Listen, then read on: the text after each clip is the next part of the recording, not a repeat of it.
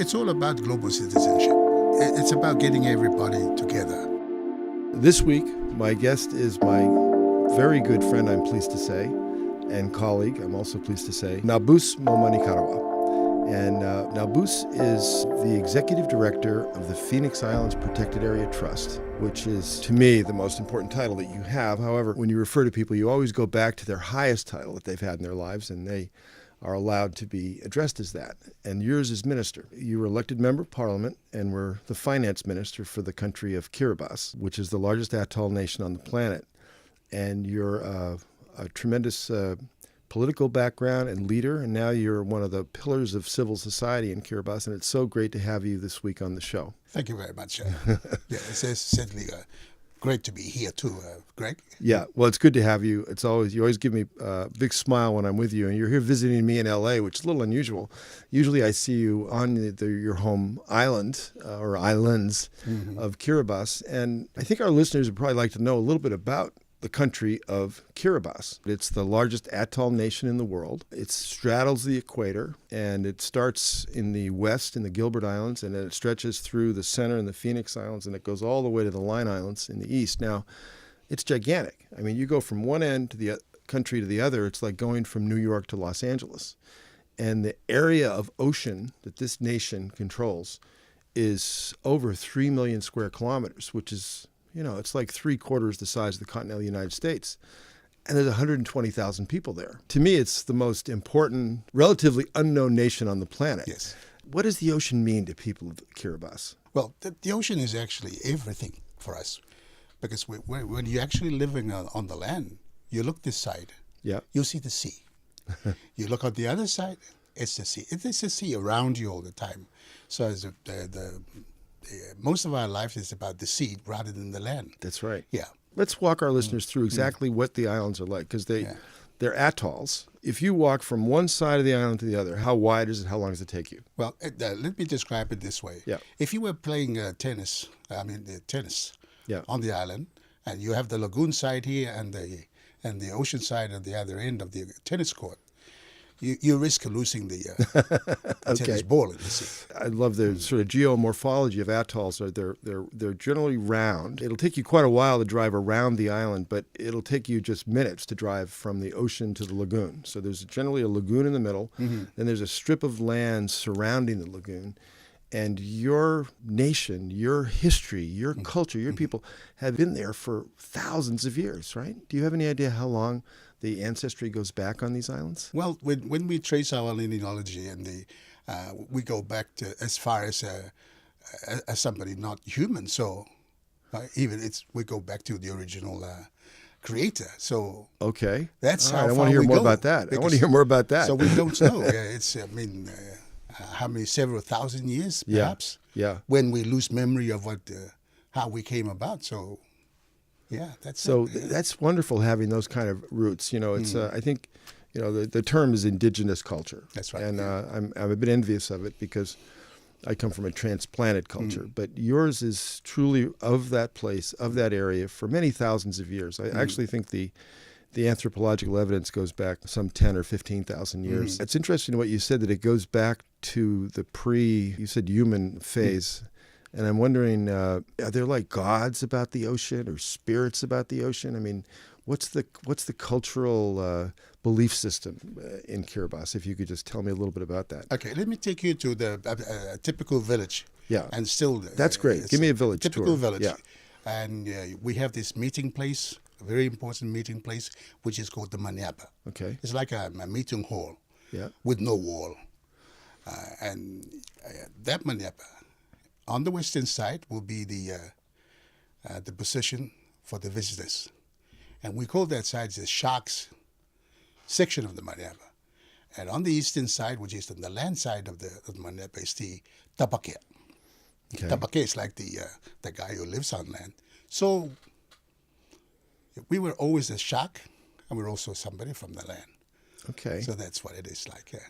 Oh. So we're from the ocean. I've heard Kiribati described as a maneaba culture. Is a term that I've heard. Can you tell me what that means? It symbolizes the community, how the community is set up. The most important place to where you find people, how they are organized, and where the society is actually also controlled and organized in terms of if they have problems, they will take it to the maneaba, it will be settled there. Mind you, though, we don't vote. It's always based on consensus. So they will wait until everybody agrees. What a great way to be. Yeah, these maneabas, I guess we'd call them a meeting house or a central public building, let's say. However, these are of designs thousands of years old, and I'm always impressed by them. They're perfectly designed for that habitat because they've got a high ceiling, which draws the heat up, right? So they're sort of natural air conditioning. And then the beautiful tropical equatorial breezes come through and cool you off. Yes. And then, of course, the roof keeps the rain off should there be any rain. But the cultural sort of social importance of the maneaba has always impressed me, too. And no one can be turned away, I've heard, from a maneaba. Is that right? The name of the place, which is maneaba, means like welcoming everybody and accepting everybody. That's wonderful. That's the meaning, the literal meaning of the word maneaba. So if somebody in the village is down on their luck and doesn't have income or food, can they go to the maneaba? They can go to the maneaba. They'll get shelter, they'll get food. And I know as a visitor, I'm always treated just wonderful inside the maneaba, and it's a really wonderful culture. And then I've also heard that there's, your ancestors have developed incredible navigation techniques to get across the ocean. Yeah. Your ancestors ruled the seas essentially thousands of years ago before Europeans figured out how to put a sail on a boat. Your ancestors were navigating many thousands of miles across the ocean, and I've heard that the construction of the maneaba somehow has some of that information encoded in it. Is that right? I'm not quite sure about that one. Yeah, it's okay. I'm not quite sure about the navigational value of the maneaba. Yeah. But it's certainly the skill is available there. Yeah. It certainly belongs to certain families, but that has been kept over the years, and you inherit it because it's your family's skill. So I see. Oh, so if your family has the skill set to build a maneaba, you kind of inherit that. Yeah. I see. That's amazing. Another Kiribati friend of mine once said to me, the ocean is where we belong. It's where we're most comfortable. We just use islands to park our canoes at night. And you really do have an amazing boat building and sailing culture as well. I've heard you've got the fastest canoes in the Pacific. Is that true? Yep, they are canoes with the outriggers, and these are pretty fast. But very difficult to also handle. Yeah? So you've got to be very skilled. Yeah? How it is built is also very, it takes a lot of skill. Kind of like the maneaba, it's got a construction. And sailing it also, because it's not like you can sail straight into the wind and turn a 360 around degree. Okay. You have to be able also to move the sail from one end to the other without dropping it, and then sailing back into. Okay, all right. So, current political structures in the Pacific have, 17 nations? 16, 17 nations in the Pacific. Is that about right? Kiribati is one of them. One of the Pacific Island nations is what referred to. Tell me about your neighbors, just to orient our viewers, our listeners, as to where you are in the Pacific. Well, we have the closest neighbors would be like the Marshall Islands, and that would be the north. And, of course, we have the Tuvalu, also towards the south and the west. Yeah, those would be the closest ones. And Fiji is quite a distance away, but we're more associated with the Micronesians. Nauru is. Okay. And the FSM and the Marshall Islands are more related to us. Yeah. Yeah, and if you look at a map of the Pacific Ocean, I always like to say, right in the middle of the Pacific is Kiribati. Yes. And you actually occupy, what is it? The 4 hemispheres. All four hemispheres. 4 hemispheres. And I think you're the only country in the world that does that, right? That's right. Yeah. Okay. What I find so relevant and important about your country, Nabuti, right now is that in this age, we're finally understanding the value of the ocean. The United Nations has passed sustainable development goals around the ocean. The areas we're protecting have increased. We understand now that climate change is regulated primarily by the ocean. We also know that most of our oxygen is produced by the ocean. So I find society is now turning towards nations like yours for leadership. And Kiribati has shown tremendous leadership in the creation of the Phoenix Islands Protected Area. And I wondered if you could tell our listeners a little bit about that. What is it? What does it mean? And what is your job? We have 3 island groups in Kiribati. So we have the Gilbert's group, and we have the Phoenix group and the Line group. The Phoenix group is comprised of 8 islands. And when you talk about the protected area, you're talking about an area about 408,000 square kilometers. That's the protected That's about area. the size of California, just to orient. And only one of those islands is currently inhabited, which is Canton, which is maybe you're talking about 40 inhabitants, residents. But they're not actually residents staying there forever. They are caretakers. Okay. So they change every so many years. Okay. So it's an area of the ocean like the size of California with 8 islands, and there's 40 people that live there. Exactly. That's amazing.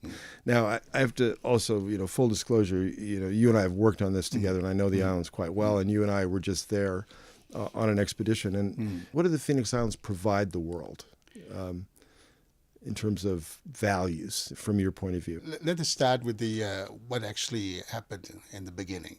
Okay. It was a closure of the area to commercial fishing. Yep. And of course we can't fish. We can't have the fishermen from overseas, also the distant water fishing nations. Right.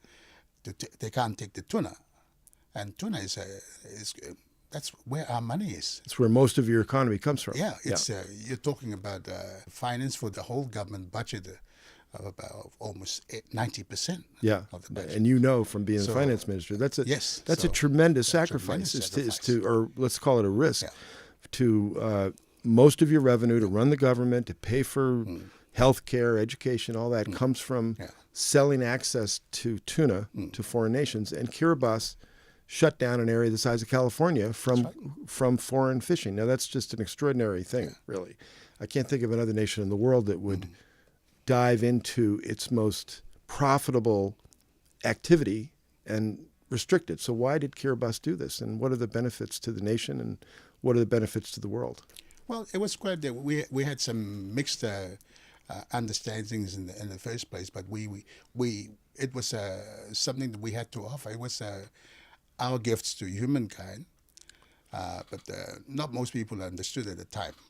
I think there was also a perception that even though we would be having some sacrifice, that we would have also the corresponding commitments for those people in the global community who would be benefiting from the ecosystem services that the close PIPA would be providing. Now, let's dive into that a little bit. Ecosystem services, that's kind of a big mouthful for some people, but what you mean by that is the health of the ocean, essentially. Yes. Yeah.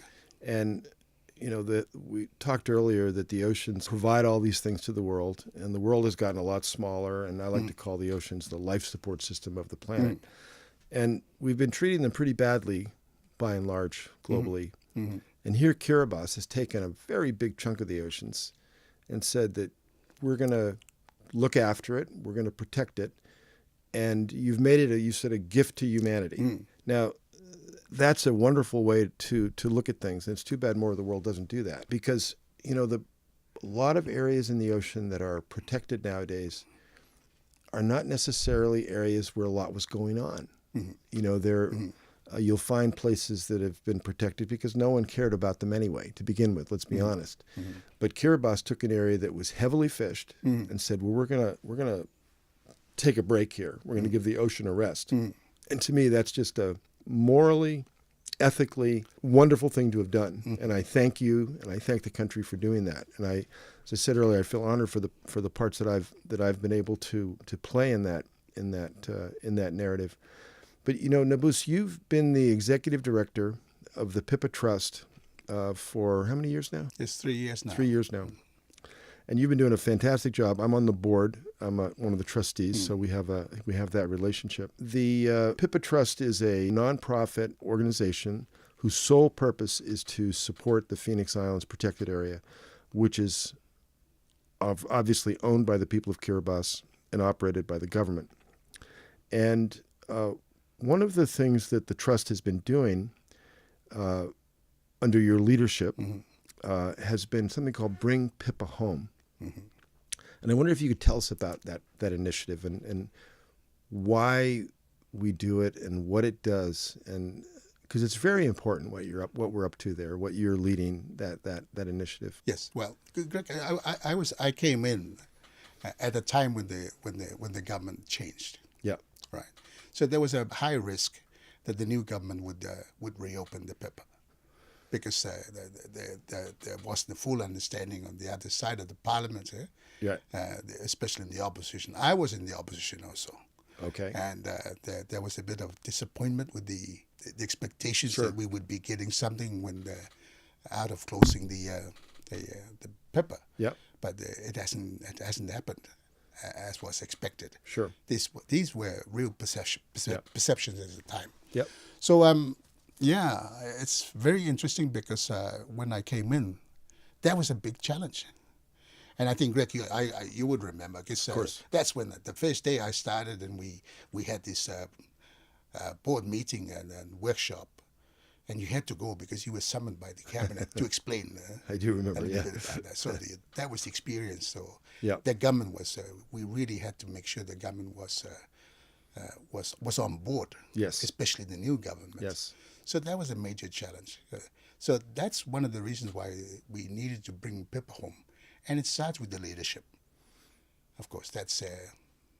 so there was a lot of opposition people that are now in the government that needed to be convinced, and they needed to buy into PIPA, because it would have been the previous government's I think property rather than theirs. Yeah, that's a good point. Because, PIPA, it's abbreviation for Phoenix Islands Protected Area, got a lot of attention worldwide. The world noticed it. There was awards given. There was accolades laid out on the country and on individuals involved with it. But then you'd find in the country of Kiribati itself, people didn't actually know much about it. And there was a risk of, as you mentioned, when the government changing, of it being, I think, de-gazetted or delisted. So we, the trust, and you, the newly hired executive director, kind of said, okay, our job is to make sure this thing continues. What's the primary risk? Well, we realized the risk now was that the people of the country and the ministers to begin with didn't know about it. So Bring PIPA Home was an initiative to actually take this marquee project that the world was celebrating and bring it back to the people of Kiribati.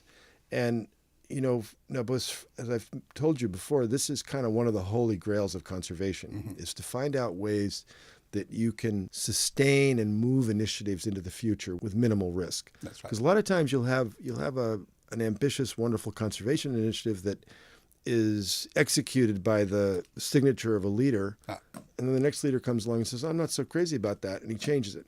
But if the people, and starting with the ministers, are excited and committed to it, it's never going to go away. Because I got to share this with you. We had a politician in the United States here called Tip O'Neill from my own home state of Massachusetts, and he had a famous expression. He was the Speaker of our House, by the way, so he was a very powerful politician. He said, all politics are local. And what he meant by that is you got to get to the people, and you've got to talk to the people, and that's what's political. It doesn't matter what your ideals are. It doesn't matter what kind of speech you can give. As long as you can convince the people that you're representing of an idea, that will carry the day. By the way, we have to sort of remind people, this is a huge country in the Central Pacific by area, but a very small country by population. There's only 120, 130,000 people. And this area that's protected, you can't even get to it. You and I were just there, and it was a lot of gymnastics, hiring private planes and boats to get out there. But the people of the nation have not been able to experience this. So it's really, for them, it's an idea. And how do you take this distant idea and bring it home to the people of the country and make it relevant to them? Can I, before I answer that question, Greg, can I just say that as a politician for 15 years, and were you 15 years? I didn't know for 15 years. Wow. Okay. And being working with the people and understanding that when you stand for something, you really need to communicate and make sure that it's relevant to the people. It's always the people. So that politics is about people. Right. Right. And that's where that all politics is local. That's what that means. That's what it means. So I understood that in order for the people of Kiribati, who are so far away from the PIPA, in order for them to fully understand the values of PIPA, they need to practice it. They need to have an experience of it, and that was a challenge. Okay. So it's okay trying to convince the leadership, but in the long term, it's you're right. Yeah, we need to tackle the local people. So what we need to do is to bring that home somehow to the people. And we've had some initiatives, so I want to talk about those things in there. I'd like you to, and I can't underscore enough how important this is, because for the whole globe, as we get public policy created to save the planet, to save the oceans, which is essentially to save ourselves, we have to come up with ways to make it long-lasting. We have to come up with ways to convince the population of the planet that this is what has to happen, because otherwise, we are going to go down the tubes. I mean, the environment is degrading very rapidly.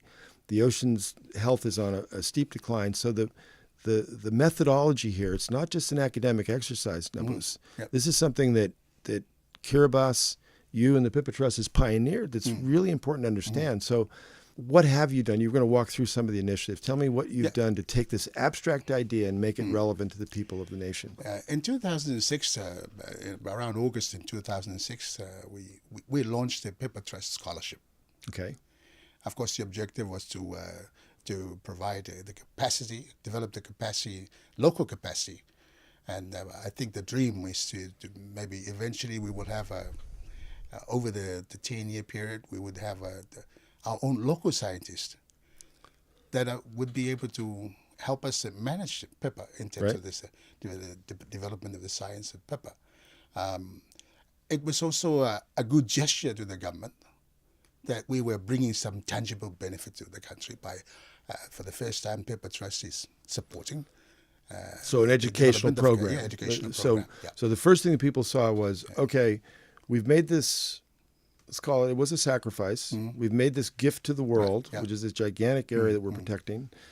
And, oh, look at this. We get some educational benefits back from it. That's great. Yeah. Okay. Yeah. What else has happened? We realized that we needed to do a bit more, so that not only the government and some people, maybe the educated people might respond to, it's also the people further down. So we thought about some transformation. Okay. So we looked at the urban areas. What can we do to transform this place so that we're moving towards the environment that we have in PIPA, which is a pristine environment. So it was about transformation, and that was the second thing that we moved on to. So we call it the Beso transformation. So we targeted one of the another island, one of the islands. Yeah. And one of the islands is where a lot of people, where most people. Main center is Beso, where we have almost 20,000 people living in an area which is only barely 1.9 square kilometers. It's amazing. Yeah. So you're talking about overpopulation, you're talking about overfishing and the stress on the resources and also so it was quite an issue. So we thought that what can we do? We needed to address that because it's about the people issue again. So I'm fascinated by this Bring PIPA Home initiative, Nabus. And, I'm from the United States. And the way I think about it in some ways is this. We have a national park system in the United States. And as a taxpayer, I support the national park system. Now, there are certain parts of our national park system I've never been to, and probably I'll never go to. Like one example is Yosemite. I hope I do go there one day, but I haven't been there yet. However, my tax dollars go towards paying for the upkeep of Yosemite National Park, and I like that idea. I don't mind it at all. So in some way, there's been this buy-in by me through our political system for the maintenance of the Yosemite National Park. Now, PIPA is similar in some ways. It's a national initiative that's distant, and not only have few people been there, but the likelihood of anybody going there is quite slim because the barriers to getting there are so vast. However, you've managed to come up with a new way of engaging people. I mean, in a sense, yes, some of their tax dollars are paying for it, but it's more than that. It's become, as you said, I think you used the word transformation. So on the one end of the spectrum, you have the Phoenix Islands Protected Area, which is one of the most pristine ocean habitats on the planet. I can testify to that because I've studied it. And then on the other, you mentioned the island of Basio, where you have 20,000 people living in an area smaller than 2 square kilometers. So a highly dense, urban Pacific Island community. And what they're doing is they're looking at this idea. It's really just an idea. They've seen pictures maybe, but it's an idea of this pristine area. And they're an ocean culture, so they have an intrinsic sort of understanding and value for the oceans. And they're trying to transform their world, their urban ocean, if I've got it right, their urban ocean world towards this standard, right? It's PIPA. Exactly. Tell me the mechanics of exactly how it works. It's very interesting because it's about getting everybody together. It's a whole of government, whole of private sector, whole community approach. Yeah. And when we got together, we developed what we call the Clean to Green to Blue initiative. Okay. I know you might be familiar with the whole domain approach to ocean conservation, which is ridge to reef to ocean. I've heard that. Yeah, ridge is like the terrestrial mountaintop, and reef is the coral reef. So it's like the mountaintop down to the reef. Yeah. Well, we had to think of something else. Right. And our concept, our model would be the clean to green to blue. And let me explain this. We have to clean up the land. Okay. Look after manage the waste. Yeah. And then we've got to do some greening also. Yep. So it's a bit of a home gardening, simple home gardening to take care of the degradable waste. Yeah. And then we look after and try to contain the non-degradable waste. Of course, in doing that, you'd be able to have a blue ocean because we are trying to control what goes off from the land to the sea. Right. So you've got to deal again with the people and the land before you can deal with the sea. So this is what we have developed. I know it's going to be very challenging, going to be difficult. It'll take time, but I think we're getting there. Yeah. You are. What you're doing, it sounds to me, is you basically got values and sort of ethics associated with this protected area, the Phoenix Islands, and you're importing those to the local community. So you're raising the standard of environmental health. And I think you're also raising kind of the energy and the emotional level of the people, aren't you? I mean, that's what I feel when I go there. Yes, you were there in 2017, and you saw the local women. They welcomed you because of what we have done. Yes. Yeah? And they even danced to you. They did. They danced. When they danced to you, the old women, there was a blessing. It was a blessing, and they appreciated this because, and it's not that difficult for them to appreciate what we're trying to do because. One of the things we did, because it's overpopulated and we have health issues and that, but once we started cleaning up, diarrhea went down for some of the communities. Is that right? Very good in cleaning. Okay. So they saw it. So their standard of living has gone up a bit. Yeah, in terms of health. Yeah, in terms of health. Yeah. And you want to continue with this.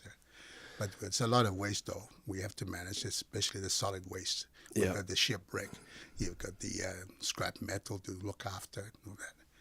Well, I can't underscore how important it is we find these strategies in our societies globally that we can use to connect people to the natural world and to ensure that we maintain that natural world. And you've done it, sounds practically, with some health benefits to the population. And as I said, I can tell you one time when I went to one of your Bring PIPA home initiatives, this young girl walked alongside us and she found out that I was on the PIPA board of the trust. And she said, I am so excited about PIPA. And I said, oh, that's really nice, young lady. I'm glad you're excited about PIPA. And She said, I am really excited about PIPA, she said. And I said, well, that's wonderful. And I said, why are you so excited about PIPA? Because I am excited. She said, I don't know, but I'm just really excited. And building that kind of energy is how you change. Yeah. When you're overwhelmed, Greg, it's very difficult for you to find the words. So you just... Yeah. Well, no, I think that's how you move society, though, is you move the emotional interest, the energy, and that's when things really do change. Kiribati is showing real leadership in not only creating this vast protected area for the benefit of the planet. And by the way, if anybody listening has ever eaten tuna, chances are you've eaten tuna that came out of the country of Kiribati, because most of the world's tuna comes from the South Pacific, and most of the South Pacific tuna comes from Kiribati waters. So thank you for feeding the world. Can I say and add to that, Greg, because and they will continue to eat that into the future because we have a natural farm in PIPA. Yes, you have. Now, that brings me to another point that I wanted to discuss with you. And I think one of the challenges we have today in sustainability and in managing the resources on our planet is vocabulary. And if you say, I'm going to make a protected area, that rings well to some ears. But to other ears, it might ring as restriction. Like, you're going to stop me from using resources that I perhaps depend on. And I think we need to think about new kinds of vocabulary. Like, the Phoenix Islands protected area is a protected area, yes, but it's also, as you just pointed out, a fish factory. That's and right. I like to use the word like fish factory or regeneration zone or rejuvenation zone. Because if you go to a country like Kiribati, and there are other ones in the world that people depend every day on the ocean, and I think you're the one that pointed out to me that most people don't have a refrigerator in Kiribati. That's right, yeah. But they've got the ocean. And the ocean is their refrigerator. So when they want to have a fresh piece of fish, they don't go to the freezer. They don't go to the refrigerator. They go out to the ocean and they pull it out of the ocean. And therefore, they're depending on the ocean in a very daily, visceral, nutritional way. And the fact that you can create a link, not a restriction, but a link, a functional link, is I think the best way that we can go forward in the world. Because if you go to a country and you say, hey, you want to create all these restrictions around you for the ocean, they're going to go, well, no way. But if you say, hey, how would you like a fish factory? They're going to go, hey, tell me more about that. Or how would you like a regeneration zone? How would you like more jobs? How would you like more international attention? That's another thing that Kiribati has done, is fulfilled many treaty obligations. The world runs on treaties when it comes to different countries working together. And there's a whole cluster of them that you and I are familiar with that have to do with conservation and have to do with natural resources. And countries sign these treaties, and then they're supposed to achieve the targets in the treaties. The world currently has a target to protect 10% of the ocean by 2020. Currently, we're at about 6%, I believe, maybe 6.5%. And Kiribati has done its part. You've protected 12% of your EEZ. So you're really well on the way to contributing to this global goal. So I'd like to come back to, if you don't mind, this is a little controversial, but this is what's going to be interesting to people, and what's important is climate change. There's two dimensions to climate change. One is mitigation, which is like stopping the action. And I hope most of our listeners are aware that the planet is getting warmer, and it's getting warmer because of the greenhouse gases that we're putting into the atmosphere, along with some other factors. And the other one is adaptation, which is adapting to the change. So ideally, your country wants to have a mitigation strategy, which is to stop the warming, but then an adaptation strategy, which is to sort of deal with the changing climate. Now, Kiribati being so low to the sea level, you said 1 or 2 meters above sea level, depending on the ocean, which is the primary heat sink on the planet, it's the primary driver of our climate. The sea levels are rising. There's no question about that. That's right. And how does PIPA fit into this whole discussion about climate change and adaptation and mitigation? Well, I think PIPA right now is more of an adaptation strategy. You're a scientist, Greg, and you know exactly what's in there. We believe in the corals and everything, and they're surviving. So it's going to offer the world the possibilities for saving the world in the as the water is rising through climate change and that. Those are the things that I think we're offering also to the world. Yeah. You are. The ocean actually has an immune system. Mm-hmm. And by that I mean it has a way of dealing with change. It has a way of dealing with insults. And a healthy immune system for your body would require your body to be rested and to be in good shape. And it actually is the same with the ocean. If the ocean is rested, that is, if you're not stressing it too much with overfishing or with coastal development or pollution, it enables it to have kind of a healthy immune system to deal with other insults like heating, like sea level rise. And I do agree with you as a scientist that the Phoenix Islands Protected Area is an excellent adaptation strategy. You're giving the ocean and you're giving the nation the best shot at adapting to this rapidly changing environment that we're in. But I can't move off this subject without making a point here, and this is my own personal point, and that is that the world has been on kind of a carbon party for the last 150 years. And most of the benefits of this carbon party, which is burning fossil fuels, has been delivered front and center to the United States, to parts of Asia, to Europe. But the effects of this carbon party, the heating of the planet, the heating of the ocean, the knock-on effects there, and the rising sea levels has been impacting countries that had very little to do with contributing to this carbon party, with burning the fossil fuels. And I feel that there's an obligation that the countries responsible for the problem should be bearing more of the costs of the problems that's been created. So I'm not going to put you on the spot here because I know it's a highly politicized discussion, but I just wish you and the country the best when it comes to dealing with this. And, you know, your works in PIPA and the sea level rise and all that is quite a challenge. But I think that it's looking better because the healthier the ocean is, the better it can adapt to these insults. Yeah. Can I say this, Greg? Because even though up to now, we're not able to influence the carbon issue and everything, we're still looking into the future, and particularly into opportunities where we would be able to engage in mitigation. Okay. And I can say this to you, should there be an opportunity, I'm sure Kiribati will take that opportunity. Okay. I kind of want to circle back now to kind of almost where we started. Kiribati culture did not have a written language when European contact occurred, which I think was the middle part of the 19th century. However, you have other ways of communicating information. I mean, one way is dance. You referred to dance earlier. A dance will tell a story, right? As has been explained to me, when something happens or there's information that wants to be transferred, the dance will be created around that idea. Is that right? It's a privilege, and it's a particular skill to dance. It's also a particular skill to be able to translate, to carry that message from the song, from the lyrics and the music into action. Yeah? Like if you're trying to recall something, is there a song that comes to mind or a dance that you've seen? The dance, the song that I would hear would be the most traditional dance. It's more like it's not like singing. It's like it's the old people. It'll be only two people singing, with no music, and it'll be more or less like chanting, but they're like in a controlled manner. It'd be a man and a woman, or even just a single person, and he'll be holding his ear like this, and he'd be more or less meditating and making the sound.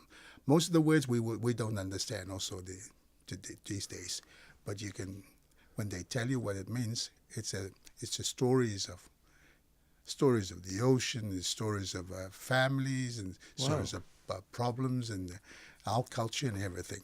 So these songs, they communicate something, but you're not even sure what the words are, but you get the meaning? Is that what? Yes, that's right. I'll tell you this story, but it happened particularly on this one particular island in the Bayang. Yeah. This is the north of Tarawa. And the old days, many years ago, several years ago, this lady was lost in the sea because of the fighting in their island. Yep. Because we had warfare and everything. Okay. All the time. And the father put her on the canoe and let her off, and she floated in the current, and she landed in the Bayang. And she stayed in this village called Liporno, which is a very special islet in that island. And when she was there, they next day had visitors that came from her original island. Yeah. Apparently she was of a chiefly line. But she was in the island like more or less like a servant. But when her family arrived, they didn't really know that she was there because she was a kid. Now she was maybe in her 40s. Okay.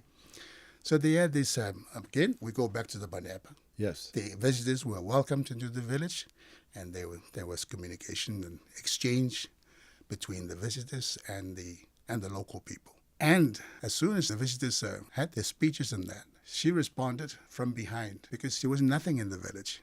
And she started singing. And she was telling the story of where she came from. Oh. And that's when the village realized that she was the daughter of the chief from the island where the visitors had come from. Oh, wow. So that's, yeah. Now, what does that story tell you? It tells you something about humility, right? It's humility, Yeah. and you wait until the right time. Okay. Yeah. And it's about perseverance as well. It teaches those values. Yes. I like that a lot. So instead of her prancing around the village saying, hey, I'm from a chiefly, she right. just, there was no point in it. There was no point in it because she didn't have the power.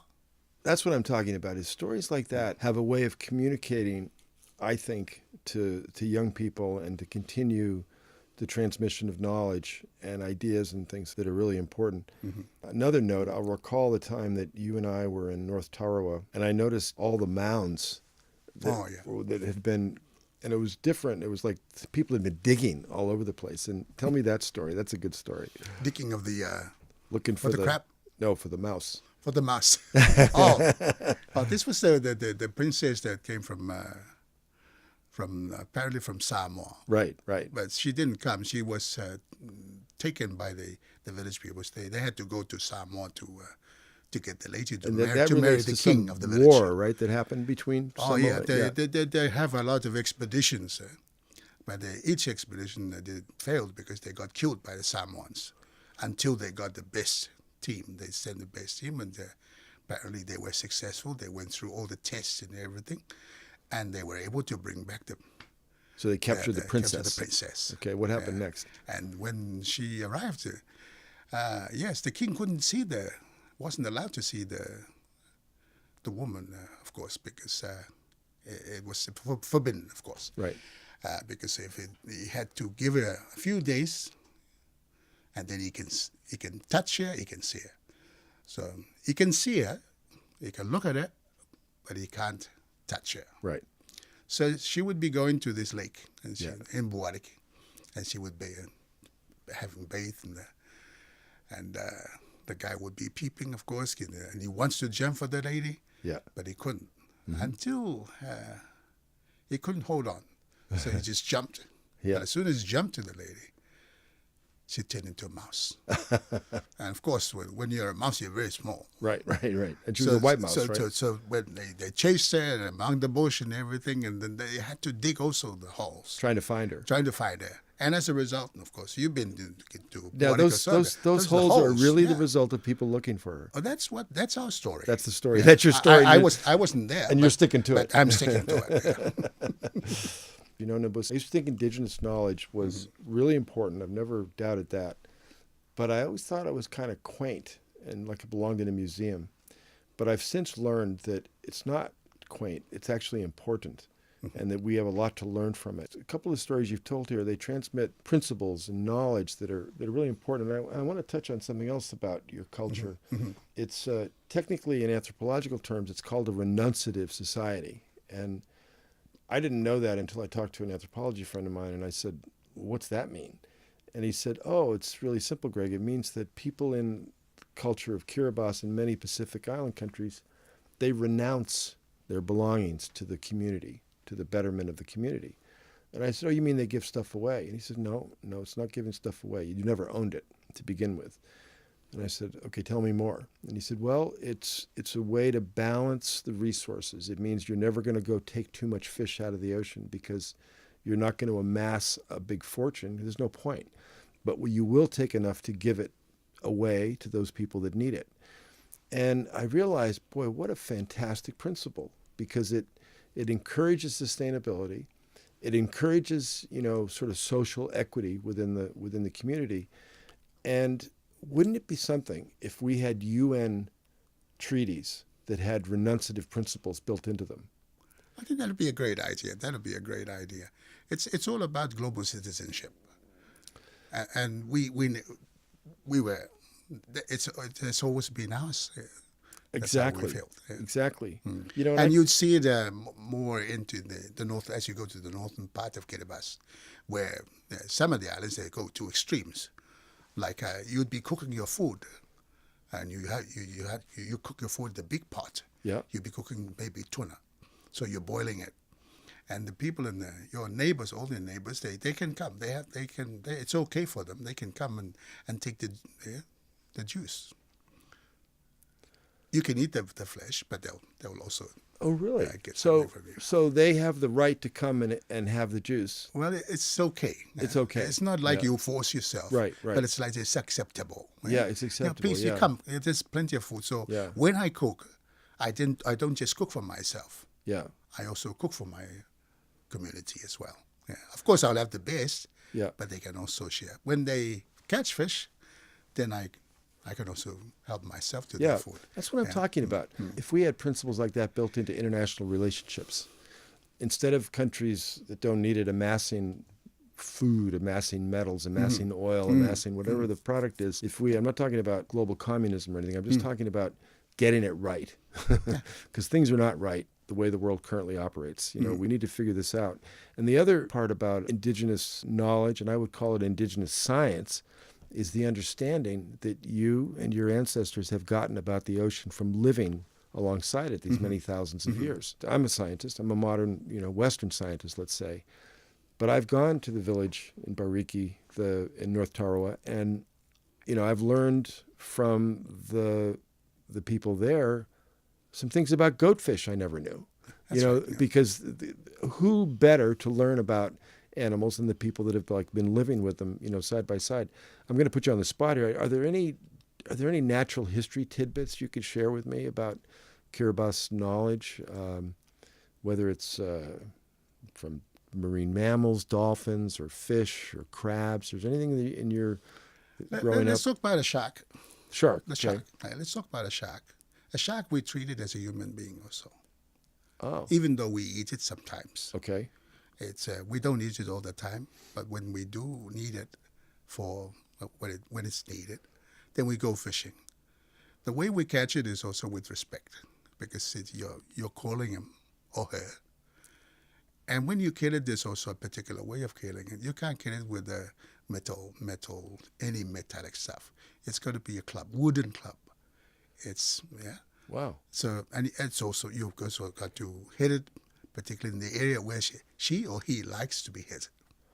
Wow. Okay, now when you catch that, and when you bring it to the land, it's got to be also respected.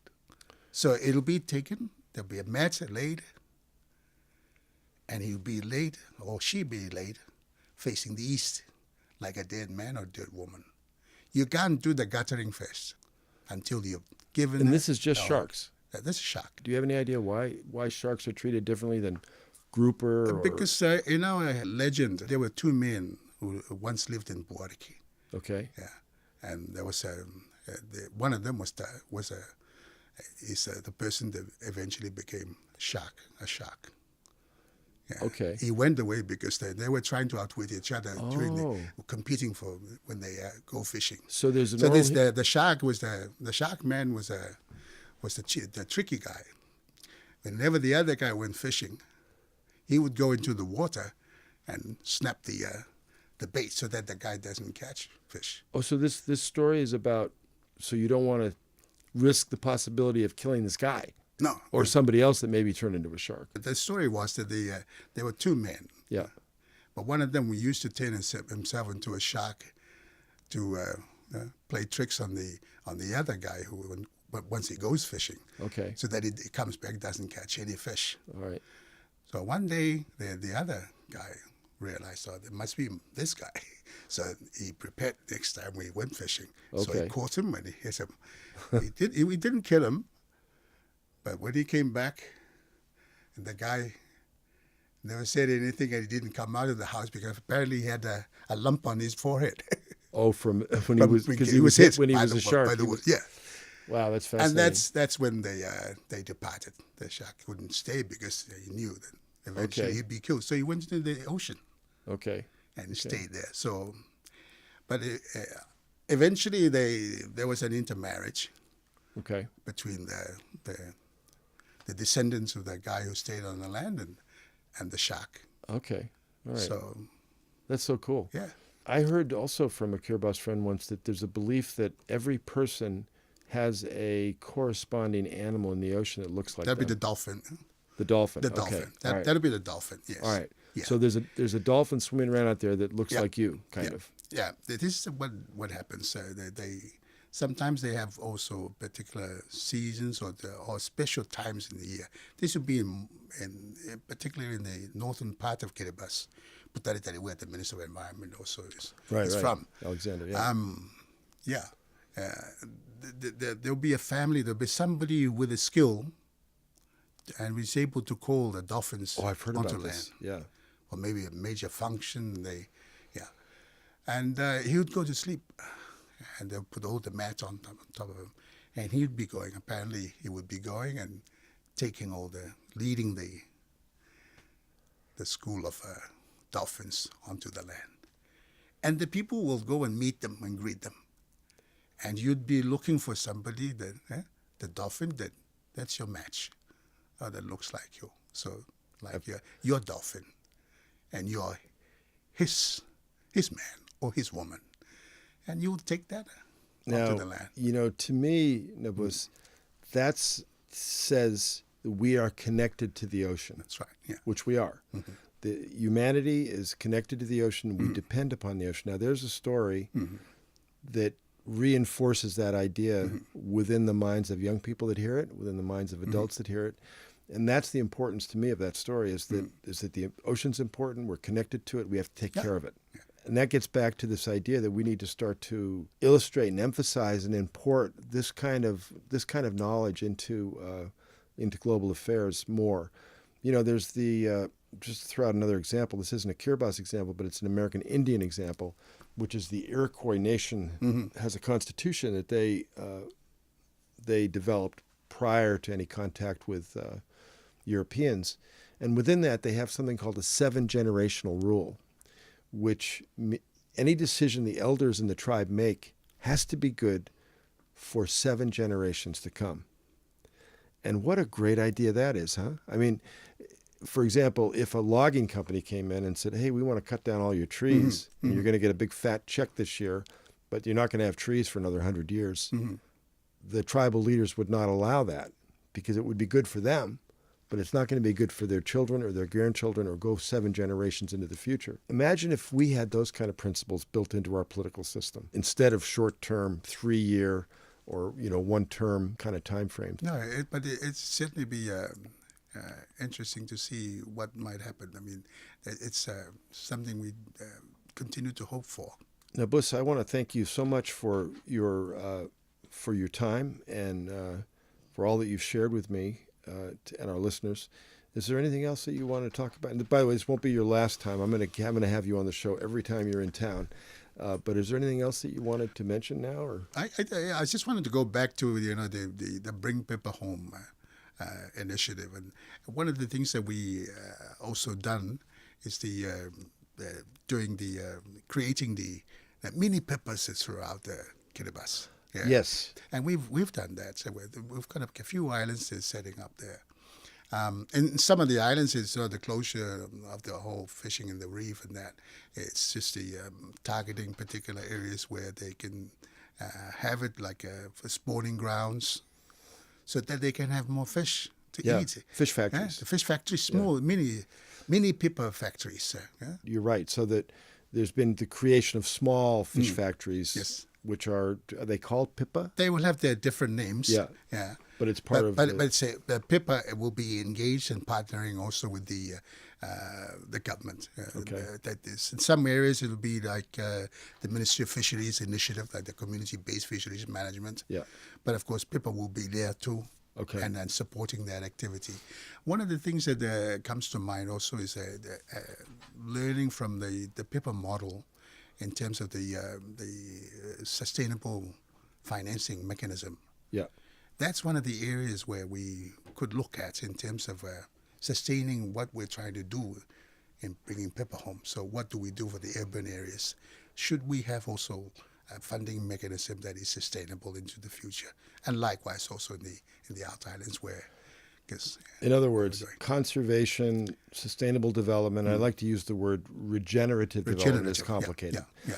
We have a lot of things to think about: financing, policy, public education, science, and they're all kind of bundled together and are important in terms of moving forward in the world. And the PIPA Trust, the Phoenix Islands Protected Area Trust, under your leadership, has been grappling with all this spectacularly well. And I want to, thank you for all that you've done in that regard. Well, can I say this? It's not just me, Greg. It's really the passion. Yeah. It's the passion, and you don't have the passion when you don't have the belief. So, and I believe in this, and it's partnering with everybody else in like people-to-people communication, and having them also experience what you're experiencing. That I think would make a difference. Yeah. No, you're very humble, and thank you for acknowledging everybody else. But this is your full-time job, and I appreciate all that you do in that regard. And please come back to LA a lot, and we'll find more opportunities to get the word out. Well, you can count on that. I will. Okay. Definitely. Great. All right. Thank you very much. And thank you too. You betcha.